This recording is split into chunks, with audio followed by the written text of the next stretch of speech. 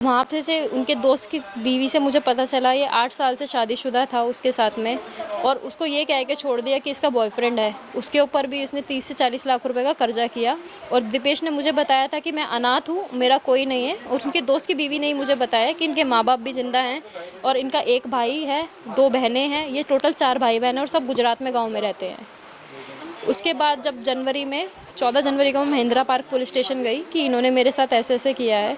उसके बाद उन्होंने वो फ़ोटोज़ निकाले, मुझे दिखाए और बोला अगर मैंने शादी नहीं किया तो वो मेरे पापा और भाई को मरवा देंगे। ये सब फ़ोटोज़ और वीडियोज़ सब सोशल मीडिया पे पोस्ट करेंगे, मेरे सभी कॉन्टैक्ट्स को भेजेंगे और मेरे घर के नीचे आके ही सुसाइड करेंगे। सब चालू रखा, 1-2 दिन ठीक रहते थे, उसके बाद फिर मेरे साथ झगड़ा, मारपीट वो सब करते रहे। 7 मई को मैंने CAW सेल में कहा कि मुझे इनके साथ नहीं रहना है, मेरे साथ अभी भी मारपीट करते हैं। तो उसके बाद जब काउंसलर ने उन्हें कहा कि ठीक है कोई बात नहीं, आप नेक्स्ट 14th को आओगे तो अपना शादी का प्रूफ फ़ोटोज़ और लेकर आना, आपको पेश किया जाएगा। म्यूचुअली आपका या तो डिवोर्स होगा या आप लोगों को अलग रखा जाएगा। तो इस बात पे दीपेश का ईगो हर्ट हुआ या क्या हुआ मुझे नहीं पता, उनके दिमाग में क्या आया। घर वापस जाने के बाद वो मुझ पे दबाव बनाने लगे कि वापस लो, केस वापस लो। जब मैंने केस वापस नहीं लिया तो 11 तारीख की रात को उन्होंने मेरे साथ फिर से मारपीट किया। ये मेरी बॉडी पे अभी भी चोटों के निशान हैं। 12 तारीख को वो मुझे बताए बिना ज़बरदस्ती मुझे कहीं लेके जा रहे थे। एक रेस्टोरेंट में जाके मैंने शोर मचाया, वहाँ से मुझे हेल्प मिला और मैं पुलिस स्टेशन तक गई। मैंने रिटन कंप्लेंट पुलिस स्टेशन में दिया, पुलिस वालों ने मेरा MLC करवाया और मैं वापस अपने मायके आ गई। क्योंकि दीपेश जब भागे 12 तारीख को पुलिस के सामने से वो भाग गए। जैसे ही पुलिस आई वो भाग गए। जब वो भागे तो मेरे सारे डॉक्यूमेंट्स, घर की चाबी और मेरे सब कपड़े लेकर भाग गए थे। मैं 12 तारीख को अपने मायके आ गई, मैं तब से यहीं रह रही थी। उसके बाद से पहले मुझे फ़ोन पे धमकी देते रहे, मैं ये कर दूँगा, मैं वो कर दूँगा। जब मैंने उस पर कुछ रिएक्ट नहीं किया तो फिर उन्होंने माफ़ी मांगना शुरू किया कि मैं अब सुधर जाऊँगा, मैं अब कभी हाथ नहीं उठाऊँगा, मैं अब कभी कुछ नहीं करूँगा, ये नहीं करूँगा, वो नहीं करूँगा। मैंने उनको कोई मौका नहीं दिया। मैंने बोला मुझे फ़ोन मत करो, मुझे आपसे बात नहीं करनी और ना मुझे कोई मौका देना है। 22 तारीख को आप CAW सेल में आ जाना, वहीं पर बात करेंगे। तो उन्होंने बोला ठीक है। फिर उन्होंने कल हमारा जहाँ रेंट पे हम रहते थे वहाँ पार्किंग से अपना बाइक निकाला, मुझे बोला कि हाँ मैं अब अपना सब कुछ काम करूँगा, तेरे को सपोर्ट भी करूँगा, जो मैंने कर्जा तेरे ऊपर चढ़ाया है वो सब उतरवाऊँगा। ये बोल के उन्होंने बाइक निकलवाया अपना वहाँ से। बाइक लेकर वो गए, 4:15 बजे वो यहाँ पर मेरे पे उन्होंने फ़ोन किया कि तेरे कपड़े लेकर आया हूँ, अपने कपड़े ले जा, मैं नीचे खड़ा हूँ। मैं नीचे गई तो वो नीचे नहीं थे। उन्होंने कहा गली के कोने पर आ। मैं गली के कोने पर गई, वहाँ पर उन्होंने मेरे 2 जोड़ी कपड़े मुझे दिए वापस और उसके बाद मेरा फ़ोन लेकर भाग गए। जब मैं फ़ोन का कंप्लेंट लेकर पुलिस स्टेशन पहुँची तो उन्होंने, पुलिस वालों ने जब दीपेश को फ़ोन किया तो उन्होंने पुलिस वाले से कहा शाम को मेरी लाश और इसका फ़ोन साथ में लेकर जाना। उसके बाद पुलिस वालों ने उन्हें डांटा और फिर क्या नाम लेते हैं, उनको कहा कि ऐसे नहीं बोलना और ना ऐसे कोई हरकत करने की ज़रूरत नहीं है, चुपचाप इसका फ़ोन लेकर पुलिस स्टेशन में आ जाओ। ना वो पुलिस स्टेशन आए और ना वो कहीं गए और हमें भी बोला कि इसको ब्लॉक कर दो, तुम लोग इससे बात मत करो और अपना सिम बंद कराओ। उसके बाद मैं अपना सिम बंद कराने गई हूँ, वहाँ से थोड़ा, यहाँ से थोड़ा दूर है एयरटेल स्टोर।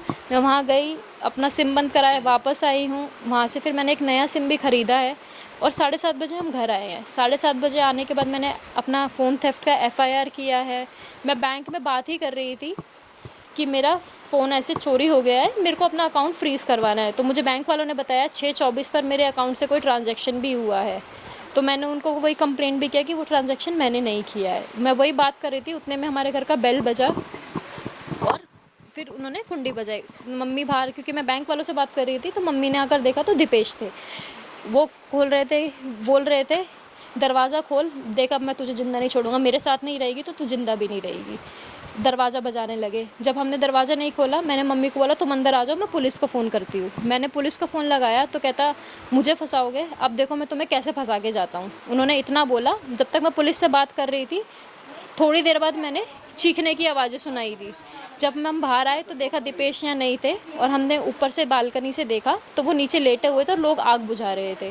फिर मैंने फ़ोन कटते ही मैंने दोबारा पीसीआर पे फ़ोन किया। मैंने 3 से 4 बार उनको फ़ोन किया कि प्लीज़ आप जल्दी आ जाओ, क्योंकि दरवाज़ा अंदर से बंद था, हम लोग बाहर नहीं गए।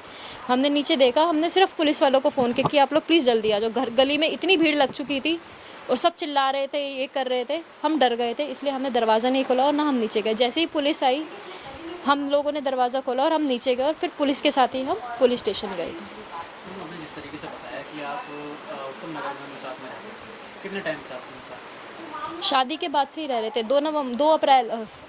2 अप्रैल को हमारी शादी हुई थी, तो मैं 2 अप्रैल को विदा होकर वहीं गई थी। 2 अप्रैल से हम वहीं रह रहे थे। अच्छा, आपने बताया कि आप उनके घर पे गए थे, पुराने घर में नागपुर। जी। आपको पता चला कि उनकी शादी पहले हो गई, जी। उसके बाद भी आपने मतलब शादी करने का फैसला कैसे किया?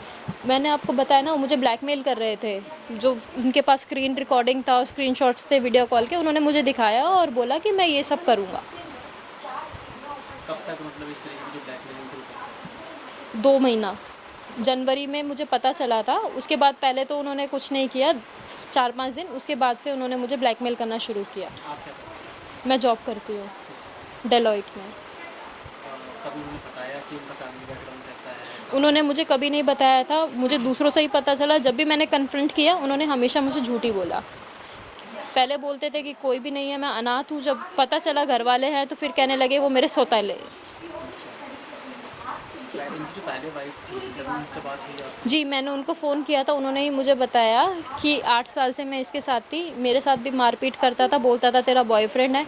मेरे ऊपर 50 लाख का कर्जा किया और उसके बाद घर से भाग गया। उन्होंने ही मुझे बताया था। पर जब मैंने इनसे सुना तो इन्होंने कहा कि वो मुझे लूट रही थी, ये था, वो था, ये सब उन्होंने मुझे कहा। अच्छा, आपने अपना फैमिली बैकग्राउंड बिना जाने शादी का इतना बड़ा फैसला कैसे किया? फैमिली बैकग्राउंड के लिए मेरे मम्मी पापा और मेरा भाई इनके साथ गांव जा रहे थे। गांव जाने से 50 किलोमीटर पहले सिरोही के पास पहाड़ी रास्ता है। इन्होंने वहाँ पे जाके नाटक करना शुरू कर दिया कि मेरे ऊपर भूत आ रहे हैं, भूत गाड़ी खाई में लेके जा रहे हैं। मेरे पापा ने बोला गाड़ी मुझे चलाने दो, तो उनको गाड़ी भी नहीं दिया। बार बार खाई में गाड़ी गिराने को लेकर जा रहे थे, एक्सीडेंट करना चाह रहे थे। और बोला कि मैं आगे नहीं जा पाऊँगा, वापस चलते हैं। ये वहाँ से इनको वापस ले आए। यानी मतलब आरोप ये है कि जब इस टाइम पे उनको आग लगी हुई थी, तो उनके जो फैमिली वाले हैं वो ऊपर से देख रहे थे, लेकिन उनकी मदद करने के लिए नीचे नहीं। मैंने आपको बताया तो हम लोग ऑलरेडी डरे हुए थे। मैं पुलिस को फ़ोन पे फ़ोन कर रही थी। उनको आने में 5 से 7 मिनट लगे थे। 5 से 7 मिनट में उन्होंने ऊपर भी आग लगाया था, सामान में भी। मैंने वो आग बुझाया और उसके बाद हम नीचे गए हैं। पुलिस की तरफ से क्या कुछ सपोर्ट? पुलिस हमारा पूरा सपोर्ट कर रही है, क्योंकि मैंने पहले से ही कंप्लेंट किया हुआ था। उनके अगेंस्ट जो भी मेरे को ब्लैकमेल कर रहे थे, सब कर रहे थे, मैंने सब कंप्लेंट किया हुआ था। और मरने से पहले भी उन्होंने मेरा फ़ोन जब लेके गए, उन्होंने पुलिस वालों को भी ये बात बोली थी कि इसका फ़ोन और मेरा लाश दोनों लेके जाना। और उसके बाद भी जब मेरे फ़ोन में और भी सबूत थे, मरने से पहले उन्होंने मेरा फ़ोन भी रीसेट किया है। आपके साथ मारपीट की जाती थी, आप कभी दिखा भी रहे थे कि चोट आपके लगी, जी। तो इसका मेडिकल आपने करवाया? जी, मैंने एमएलसी करवाया था डीडीयू हॉस्पिटल में। पुलिस वालों ने ही मेरा एमएलसी करवाया था। जो भी मेरी बॉडी पे ब्रूसेस से सब था, क्योंकि गले जब उन्होंने दबाया तो मेरे गले पे कोई निशान नहीं आया था, बस मुंह के अंदर चोट था। तो क्योंकि गले पे निशान नहीं था, तो उन्होंने कहा कि इसलिए गले का नहीं हो पाएगा, बाकी जो बॉडी पे आपके निशान है उसका वो आपका होगा। तो उन्होंने वहाँ से मुझे दवाइयाँ भी दी थी, इंजेक्शन भी दिए थे। और जो चोटें हैं वो अभी भी मेरे देख लो लगी हुई है। पता ये भी चाह रहे हैं कि शादी से पहले भी आपको लिव इन में साथ में रहता था? लिव इन में नहीं रहते थे, वो मेरे घर में रहते थे। उन्होंने यही बोला था मेरा ट्रांसफ़र दिल्ली हो गया है, मुझे क्वार्टर मिलने में थोड़ा टाइम लग रहा है, तो थोड़े दिन के लिए मैं यहाँ रह लूँ, बस उन्होंने ऐसे कहा था, इसलिए वो यहाँ रह रहे थे। कोई दवाइयाँ चलती थी या फिर कुछ मतलब मेंटल कोई इश्यूज थे उनको? दवाइयाँ तो कोई नहीं खाते थे, but I don't think so कि उनका वो मेंटली स्टेबल थी, क्योंकि हर 2-3 दिन बाद वो किसी न किसी इशू को बना के झगड़ा करते थे। कभी कहते थे तूने इंस्टाग्राम पे पोस्ट क्यों नहीं किया फ़ोटो। मैं बोलती मुझे नहीं पसंद इंस्टाग्राम पे पोस्ट करना, सबका अपना अपना पसंद होता है। तो बोलते थे कि नहीं, ऐसा पॉसिबल नहीं है कि किसी लड़की को इंस्टाग्राम पे पोस्ट करना पसंद नहीं हो। कभी बोलते थे, मेरे ऑफिस का इवेंट था, वहाँ पे मैं अकेली नहीं थी, वहाँ पे 500 से 600 लोग थे, फिर भी कह रहे तू वहाँ होटल में क्या करने गई थी। वहाँ जाके ताज में जाके वहाँ के सिक्योरिटी गार्ड से लड़ाई करके आए हैं। उसके बाद फिर मेरे बॉस को फ़ोन करके बोल रहे हैं कि जब तक वो मुझे सॉरी नहीं बोलेगा मेरा बॉस तब तक मुझे मारेंगे। मेरे पास कॉल रिकॉर्डिंग्स है, मेरा बॉस कॉल पे है और वो मुझे मार रहे थे। किस वक्त का टाइम था जब वो यहाँ पर आए? 8:30 से 9 के बीच का टाइम होगा। अच्छा, आपने देखा कि उनको नहीं, मैंने एग्जैक्ट टाइम नहीं देखा ना, मैंने उनको देखा। वो आए भी तो मैंने देखा नहीं क्योंकि मैं फ़ोन पे ही बात कर रही थी। वो आए, मम्मी ने बताया कि ये आए हैं, ऐसे धमकी दे रहे हैं, तो मैंने सीधा पुलिस को फ़ोन लगाया। मैं इसी वाले रूम में अंदर बैठी हुई थी। मधुबाला वो हमारे साथ में इसका रोका हुआ आता था चला जाता था, आता था चला जाता था, ऐसे ही था। फिर कह रहा कि मेरा ट्रांसफ़र दिल्ली हो गया। जब तक मुझे सरकारी फ्लैट अलाउड नहीं हो रहा, जब तक मम्मी मुझे रख लो, तो मैं कह रह ले बेटा, जब रोका ही हो गया तो रह ले।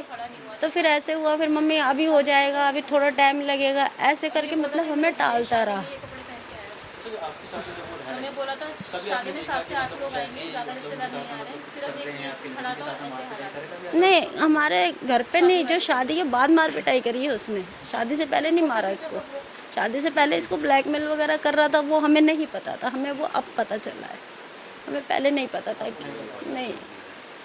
तुमको नीचे कैसा लगा? नेचर तो बहुत अच्छा था, वो बंदे को आप कह ही नहीं सकते, उतना मीठा बंदा था कि मैं कह रही हूँ पुलिस वालों को पागल बना देता था कि आप कहोगे सच्ची में अफसर था वो, ऐसा इंसान था। हमने कंप्लेंट किया ना, तो वहाँ पे बोल रहा था मैं रॉ में हूँ, मैं आउट ऑफ इंडिया जा रहा हूँ, मुझे नोटिस भेजो। मैं और मेरी बेटी दोनों हम घर में थे, मैं कमरे में थे दोनों हम, क्योंकि मेरी बेटी FIR लिखवा रही थी ऑनलाइन। इसका फ़ोन वोन लेके भाग गया था, उनने बैल बजाया, मैं बाहर आके देखे, दरवाज़ा बजाया, कह रहा खोलो, मैं कहा तू जा यहाँ से, हम नहीं खोलेंगे।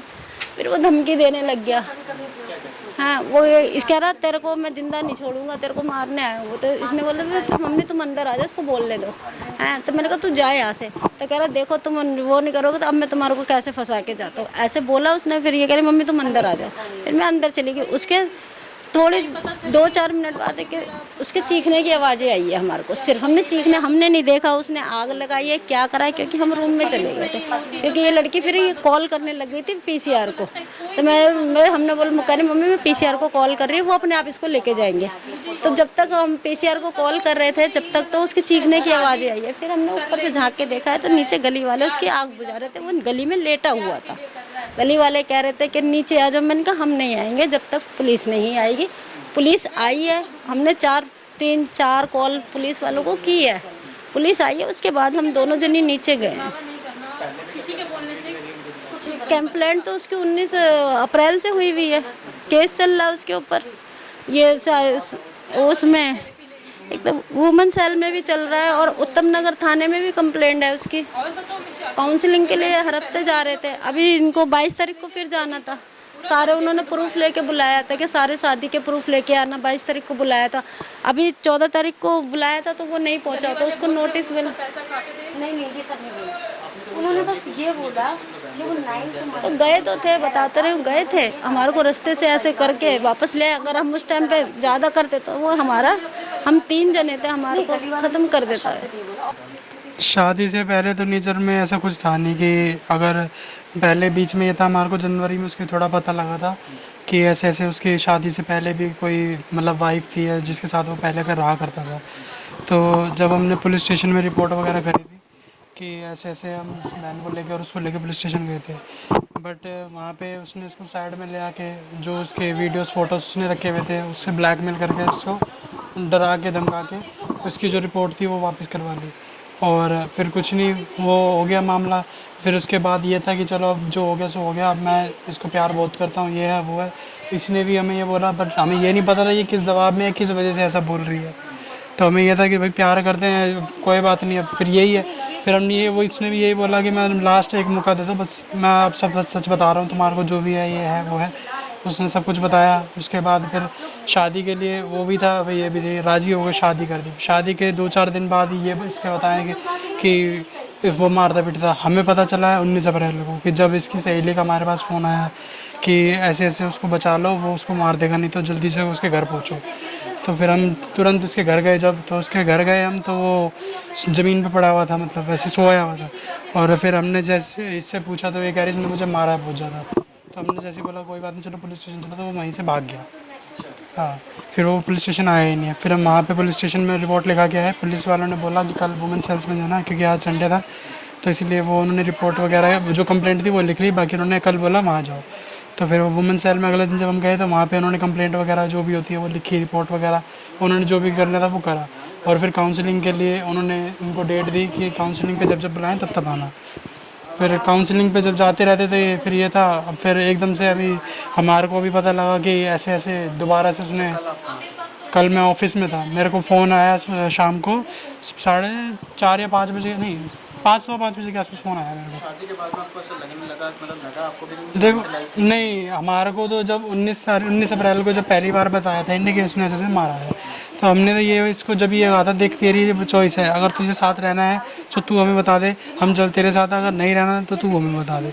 तो फिर जो इसका हमने बोला कि अगर तुझे कंप्लेंट करनी है तो तू वो हिसाब से बता। तो फिर इसको कंप्लेंट करनी थी, करी मैं ये मुझे मार देगा जान से, तो इसलिए कंप्लेंट करी। फिर वुमेन सेल वालों ने भी ये बोला कि एक चांस दे के देखो, काउंसलिंग पे आओ, हो सकता है सुधर जाए। तो फिर अब वो उन्होंने भी ये बोला, तो इनने भी उस पर मौका एक दे दिया, बट फिर वो उसने दोबारा ये चीज़ रिपीट करी।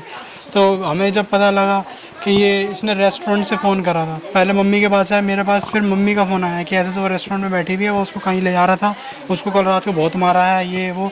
मैं ऑफिस जा रहा था, तो ऑफिस से मैं पहुंचते ही फिर वापस यहाँ आया हूँ, मतलब सीधा इसके घर उत्तम नगर।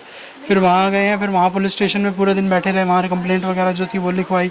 फिर अगले दिन दोबारा वहाँ वुमेन सेल में गए, तो उन्होंने इसको भी बुलाया था, ये आया नहीं। तो उन्होंने इसको फ़ोन करा होगा, तो ये जब भी नहीं आया। तो अभी हम दोबारा गए थे, क्या नहीं, दोबारा 14 तारीख के आसपास गए थे शायद।